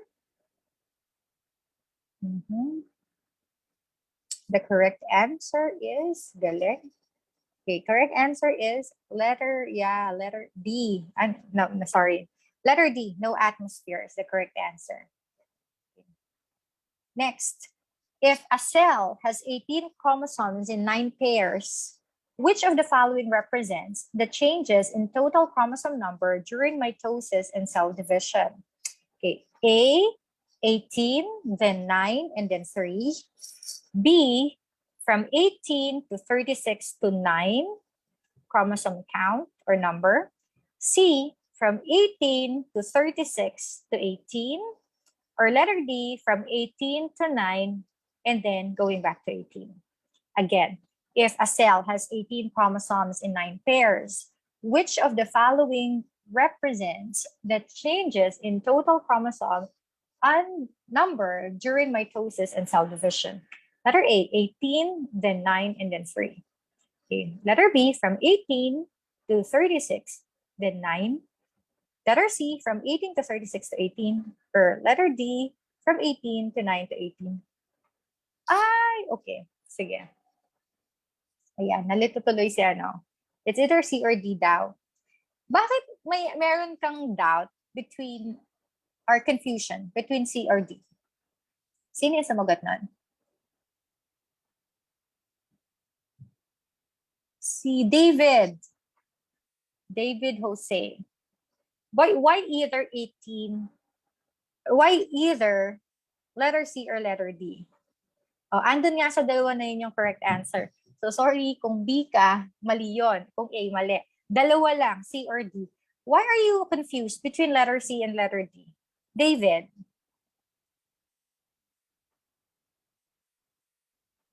David? Kumakain ka ba, David? Ang hinahanap ko po is 18. Okay.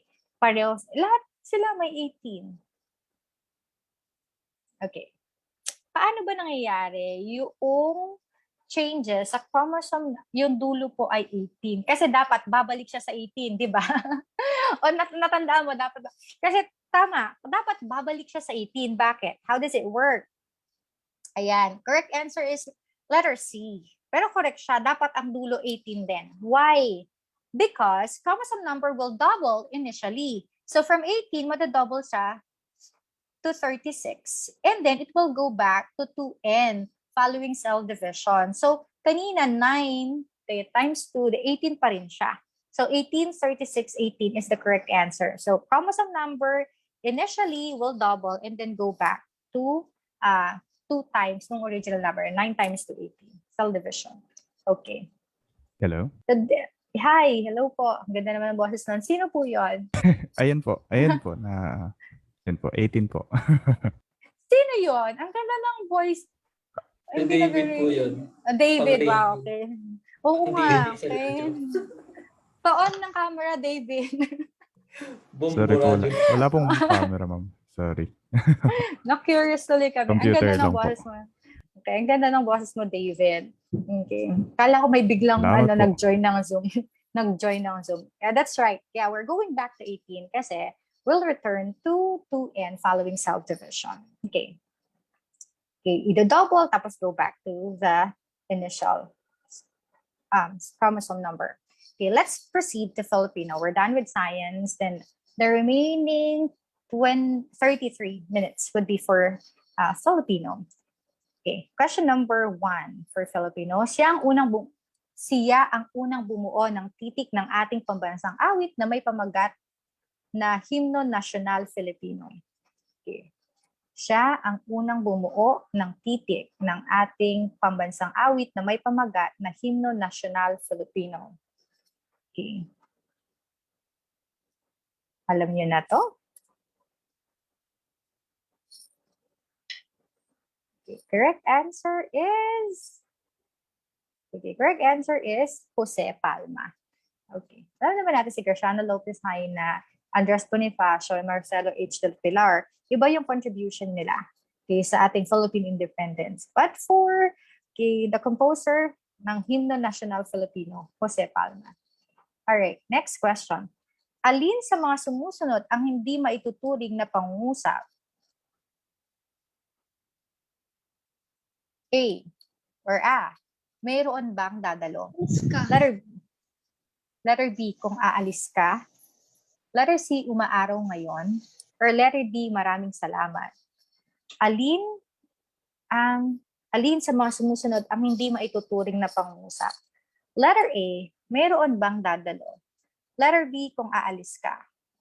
Okay. Letter C, umaaraw ngayon. Letter D, maraming salamat. Okay.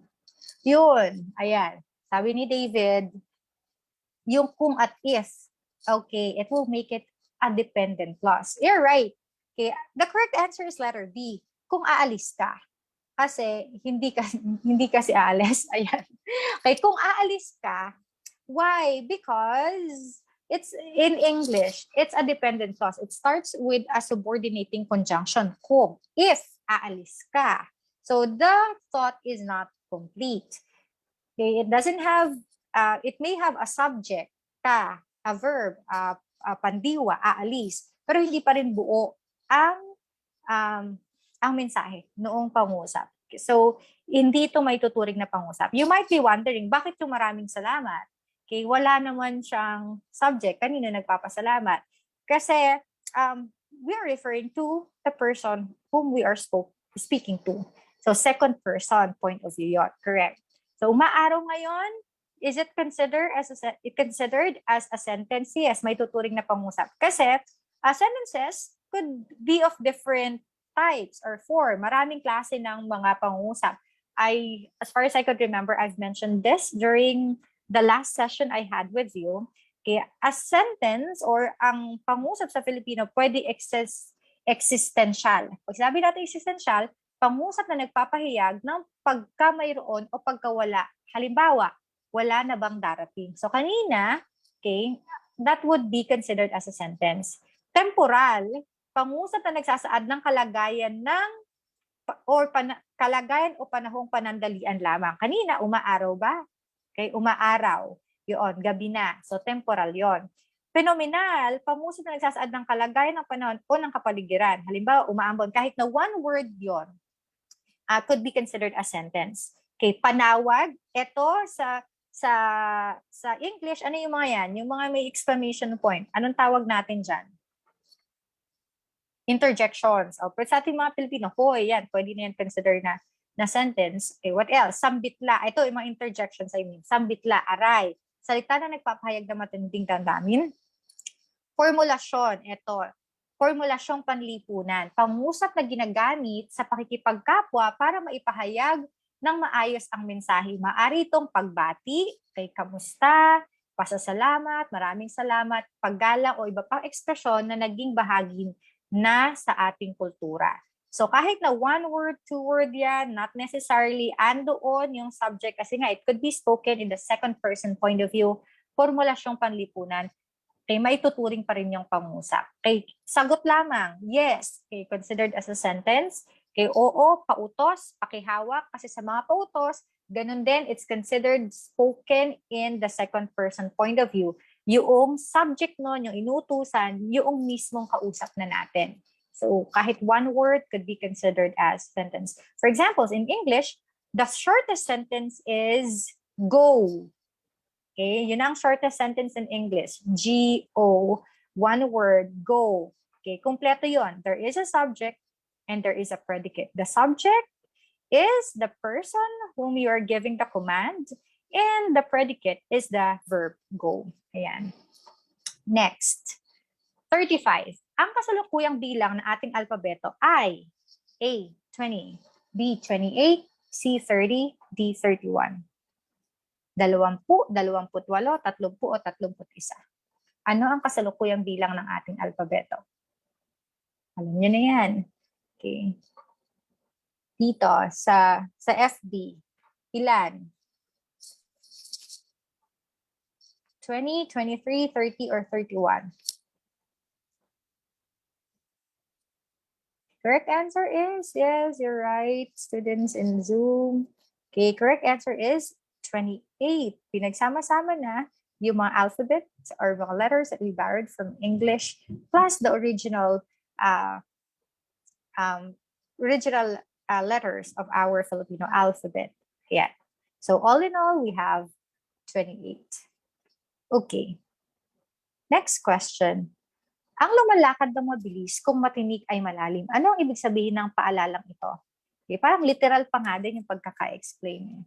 A, huwag lumakad ng mabilis. Letter B, mag-isip ng malalim kung naglalakad. Letter C, maaksidente ang mabilis lumakad. Or letter D, okay, mag-isip ng mabuti sa paglalakad. Okay. Ang lumalakad ng mabilis kung matinik ay malalim. Ano ang ibig sabihin ng paalalang ito? Letter A, huwag lumakad ng mabilis. Letter B, mag-isip ng malalim kung naglalakad. Okay. Maaksidente ang mabilis lumakad. Or letter D, mag-isip ng mabuti sa paglalakad. The correct answer is, nagkakalituhan sa FB. Okay. O, kayo pare-pareho sagot na dito sa Zoom. Okay, the correct answer is, yes, maaksidente ang mabilis lumakad. Okay, why? Medyo literal pa nga eh. Pero, if we will dig deeper into the message of this, okay, ang lumalakad ng mabilis kung matinik ay malalim, it has something to do with haste, yung pagmamadali sa mga decision-making natin. If we will, kung di tayo maghuhunos dili, or magdahan-dahan, mag-iisip mabuti bago mag-take ng action, then we may end up failing, or we may end up getting into trouble or accidents. Okay, so that is letter C. mainstay din to. Mga kasabihan, mga salawikain, make yourself familiar. Ilan mga millennials kayo, ano? Karamihan sa magte-take ng mga exam siguro sa batch na to, mga millennials. So, ang mga kasabihan, mga salawikain, mga bugtong, kasi we don't commonly use those in our everyday conversation. Hindi na ngayon masyadong ginagamit yan. Kaya balikan ninyo. Pero kung ikaw naman magte-take na exam, mga ka-age kita, or maybe older than me, parang ang dali-dali lang ng part na to na exams. Okay? Kaya yung mga mas batang takers, examination takers, this is something that you need to focus on. Sigurado may mga questions na ganito. Yeah, humina ang audio ko because I'm charging my phone. Ayan. Okay na, Ryan? I removed my earphone. I have to charge. Okay na, Ryan, yung audio. Okay. Sige. Next. Ginagawa niya ang pagdarasal araw-araw. Alin ang paksa sa sumusunod na pangungusap? A. Araw-araw. B. Niya. C. Ginagawa. D. Pagdarasal. Alin ang paksa? Ano ang paksa? Pinag-uusapan dito sa pangungusap. Ginagawa niya ang pagdarasal araw-araw. Alin ang paksa sa sumusunod na pangungusap? A. Araw-araw. B. Niya. C. Ginagawa. Letter D. Pagdarasal. Okay? Ayun. Mas tama yung mga nasa FB this time. Okay. Ayan, tama na. Correct answer is, okay tayo. Letter D, pagdarasal. Ang paksa ang pinag-usapan dito ay pagdarasal. Next question. Malalim ang bulsa. Ito, idiomatic expression. Malalim ang bulsa ng kanyang tatay. Ano ang ibig sabihin na to? Letter A, mapera. Letter B, kuripot. Letter C, mapagbigay. Letter D, walang pera. Ang bilis sumagot ni Ryan. Ryan, ilang taon ka na? Ryan, how old are you? Yes po, Doc. Ilan? 23 po. 23. Okay, familiar ka sa mga idiomatic expressions, mga idioma? Kasi parang hindi masyadong gamitin na ito ngayon kapag mga mas bata. Tama, kuripot. Letter B ang sagot. Okay. Can you give me other examples of idiomatic expressions natin sa Filipino? May gatas pa sa labi. Pag sinabi natin may gatas pa sa labi, sabihin bata pa. Okay. Ano bang kabaliktaran ng may gatas pa sa labi? May asim pa, iba yun. Tama ba yun? Idiomatic expression ba yung may asim pa?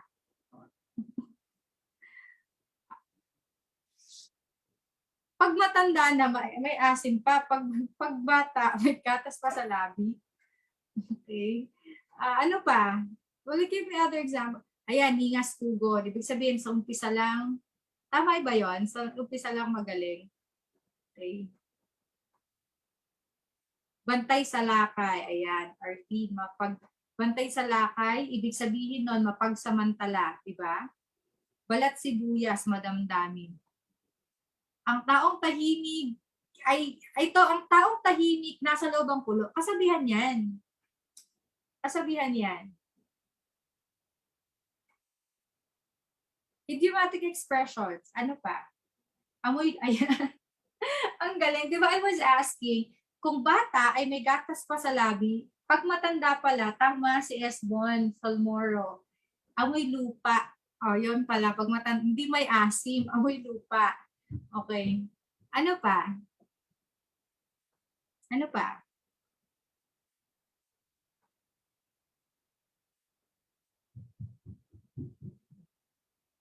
Nagsusunog ng kilay. Ayan. Nagsusunog ng kilay, nag-aaral na mabuti.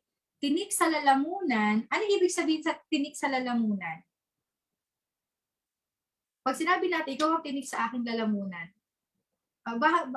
bago yung bakal ng kalooban, Ano ibig sabihin ng tinik sa lalamunan? Ibig sabihin, bagay o hadlang. Okay, tama. Or bagay na nagpapahirap or hadlang. Okay. Tapos isa pa, ano pa isa kong sinabi? Ayan. Bakal na kalooban. Okay. Kabaliktaran man ng balat na sibuyas, ng balat ng sibuyas. Meron naman bakal ng kalooban, yung matigas ang loob, walang awa. Okay. Buhaya sa kapatagan. Arlene, ano yung buhaya sa kapatagan? Ito, naniningalang pugad, nanliligaw yan. Okay, diba? S1, naniningalang pugad, nanliligaw. Parang ngayon ko na lang ulit na-encounter yan. Di mahulugang karayom, ibig sabihin ay maraming tao. Okay. Ano pa? Namamangka sa dalawang ilog. Ginagawa mo ba yan, David? David, namamangka sa dalawang ilog. Ibig sabihin, hindi. Ibig sabihin, two-timer. Pinagsasabayan dalawang nobya.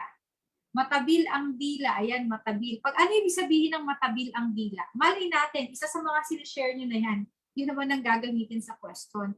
Ibig sabihin ay matabil ang dila. Matabil ang dila. Ano yun?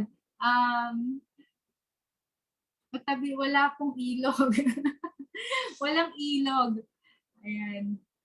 Wala kahit isang, hindi namamangka sa dalawang ilog, kahit isang ilog, wala nga. Ayan. Matabil ang dila, ayan, kamay na bakal. Disiplinang militar. Ayan, matabil ang dila is madaldal. Okay? Or tactless, matabil. Okay? Di makabasag pinggan. Ibig sabihin, mahinhin. Yan. Ano pa? Ano yung nagsusukatan ng dibdib? Ay, nagsusukatan ng tapang, nagtatansyahan. Ano ba yun? Matabil ang dila, chismosa. Ayun, pwede din pala, chismosa. Ayan, ano pa? Ano pa? Yan. Madatayan. Nag-aapakan. Nag-aakapan? Nagsusukatan ng dibdib. Talaga ba?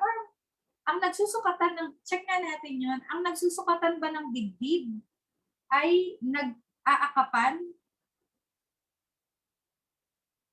Okay, talaga ba? Kumakapit sa patalim. Kapag kumakapit ka sa patalim, desperado na tayo. Okay? Uy, hindi makabasag. Ayan, tingnan mo. Hindi makabasag pinggan. Tama. Ayan na nga eh. Hindi yan ha. Baka isagot niyo yan. Ang hindi makabasag pinggan, Dennis, ibig sabihin, mahinhin. Bakit? Tamad kasi ayaw maghugas ng pinggan? Hindi ganun ha. Hindi yon.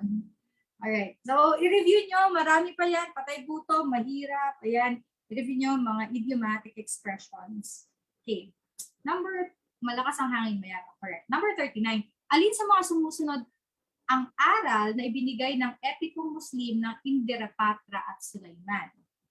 Letter A, pagmamahal. Letter B, katapangan. Letter C, katapatan. Letter D, pagtanaw ng utang na loob. Alin sa mga sumusunod ang aral na ibinigay ng epikong Muslim na Indarapatra at Sulaiman? A, pagmamahal. A, B, katapangan. C, katapatan. D, pagtanaw ng utang na loob. Okay. Correct answer is letter D, pagtanaw ng utang na loob. That's the moral of the story. Okay. Now, alin ang di karaniwang anyo ng pandiwang hintay ka? Okay. A, tay. B, tay ka. C, intay. D, teka. Alin ang di karaniwang anyo ng pandiwang hintay ka? Tay, tay ka, intay, or teka? What's the correct answer?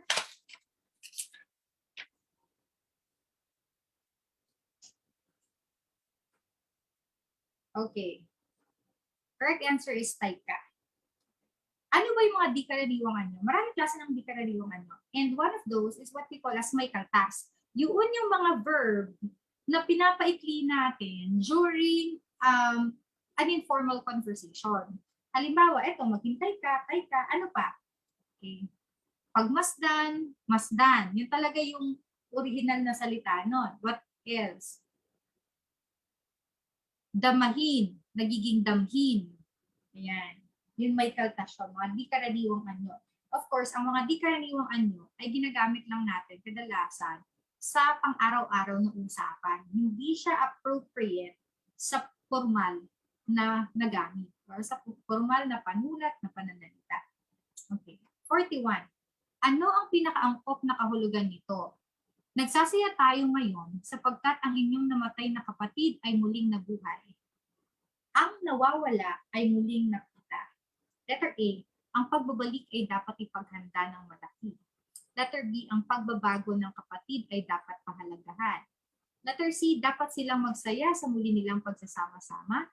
Or letter D, ang pagsasama nila ay dahil sa muling pagbabalik ng kapatid. Again, ano ang pinakaangkop na kahulugan nito? A, nagsasaya tayo ngayon sapagkat ang iyong namatay na kapatid ay muling nabuhay. Ang nawawala ay muling nakita. A, ang pagbabalik ay dapat ipaghanda ng malaki. B, ang pagbabago ng kapatid ay dapat pahalagahan. Letter C, dapat silang magsaya sa muling pagsasama-sama. Or letter D, ang pagsasama nila ay dahil sa muling pagbabalik ng kapatid. Ano ang tamang sagot? Ayan, nagkalituhan na. Oh, tama. Yes, S1. Correct. This is actually taken from the prodigal son. Anong tawag natin doon? Parabola. Parable. Mga stories from the Bible. Okay, parabola. The correct answer is letter D. Ang pagbabago ng kapatid ay dapat pahalagahan. It's from the prodigal son. The parable of the prodigal son. Number 42. Ang blank ay isang anyo ng tula na may sukat na bilang ng pantig ngunit walang tugma. A, verso. Verse sa English. B, blankong verso, free verse. C, soneto. Sonnet. C, elegiya, elegy. Ang blank ay isang anyo ng tula na may sukat na bilang ng pantig, ngunit walang tugma. A, verso. B, blankong verso. C, soneto. D, elegiya. Correct answer is a free verse. Wala, diba? Pag free verse, blankong verso, wala siyang rhyme. Wala siyang tugma. Okay, so free verse po. Okay, next. Okay, ito ang mga iba't ibang anyo ng tula. Okay. Ayon sa uri ng kalutot. Kapag traditional, ito ay anyo ng tula na may sukat, may tugma, at mga salitang may malalim na kahulugan. Yun yung traditional. Pag verso or blanco, tulang may sukat, bagamat walang tugma. Letter C, malayang taluturan, tulang walang sukat at walang tugma. Ang anyo ng tulang ito ay siyang nanalukto na anyong tula sa panahon ng paghingi ng pagbabago ng mga kabataan. So, free verse, malayang taluturan. Okay, next. Number 43. Ang blank ay isang uri ng dula na may layuning magpatawa sa pamamagitan ng bukang bibig at pananalitang nakakatawa. A, farce. B, ode or oda. C, soneto. D, epico. Again, ang blank ay isang uri ng dula na may layuning magpatawa sa pamamagitan ng bukang bibig at pananalitang nakakatawa. A, farce. B, ode or oda. C, soneto. D, epico. The correct answer is, may mga sumagot ng D, epico. Hindi siya D eh. Farce ang correct answer. Bakit farce? Sa lahat ng ito, farce lang naman ang uri ng dula. Okay, kind of play. Okay. Ode, okay, oda is a poem. Okay. C. Sonnet is a kind of poem with 14 iambic pentameter line. D. Epico ay isang uri ng sanaysay. It's a lyric narrative poetry. You say epic, it's a story about heroism. Epico. So ang tamang sagot ay farce. It's a kind of play that is intended to be humorous, characterized by exaggerated actions, movements, okay, or dialogues.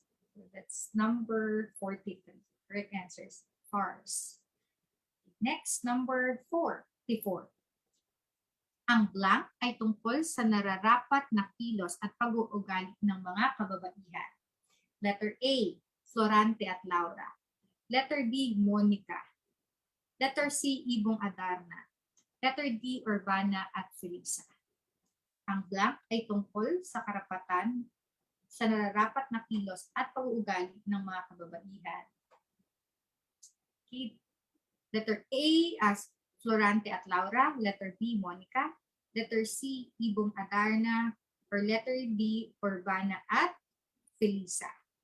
Tanggalin na natin yung mga obvious na na distractors lang. Si Monica, distractor lang siya. Si Florante at Laura, Ibong Adarna, okay, very familiar na tayo dyan.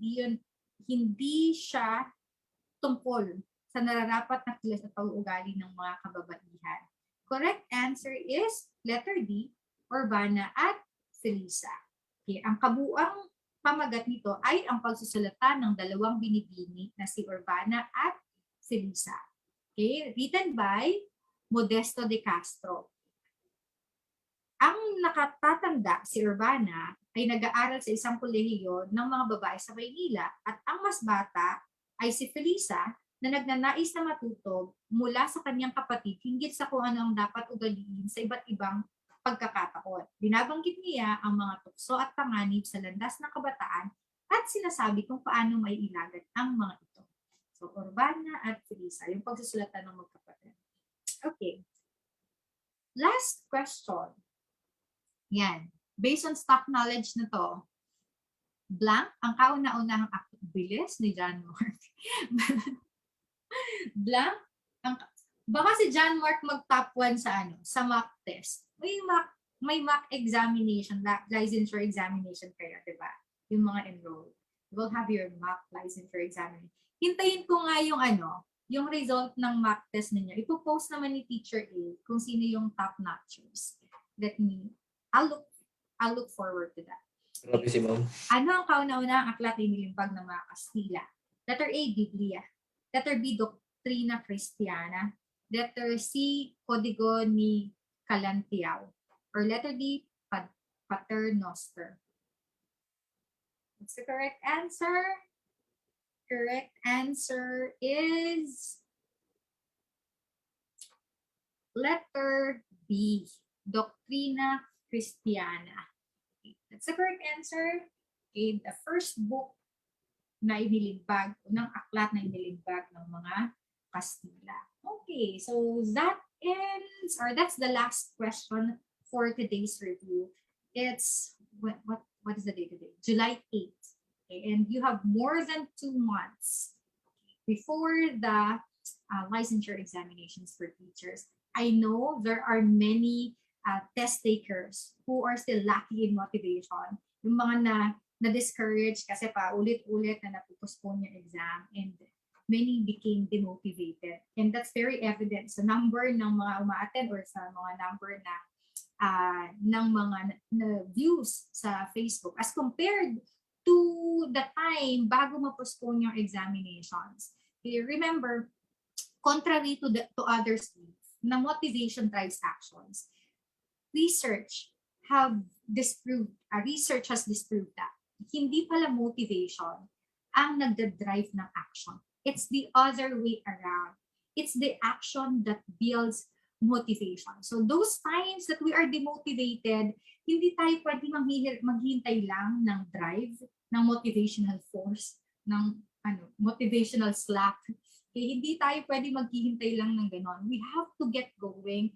We need to get started. We can start even with simple or small actions. Because action is the one that builds motivation. And once we have that spark of motivation, it would build more action. So we have to study. You have to study. You need to prepare, even if at times you feel demotivated, because it's only actions. It is only our action that would lead us to success or to achieving our goal. So do it even when you don't feel the motivation to do so. Okay. Thank you very much for joining me tonight, and good luck to everyone. Thank you, Bye, ma'am. everybody. Thank you po. Thank you so much, Doc. Thank you po, ma'am. Thank you You're very much po. welcome.